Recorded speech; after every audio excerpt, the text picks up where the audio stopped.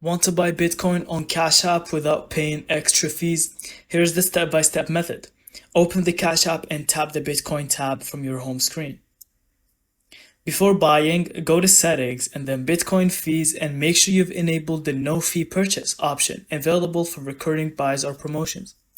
Set up recurring buy daily, weekly, or bi-weekly. Cash App often waives fees on these scheduled purchases.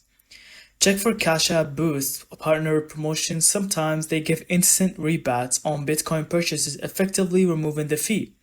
When you're ready, press buy and enter the amount of Bitcoin that you want to buy.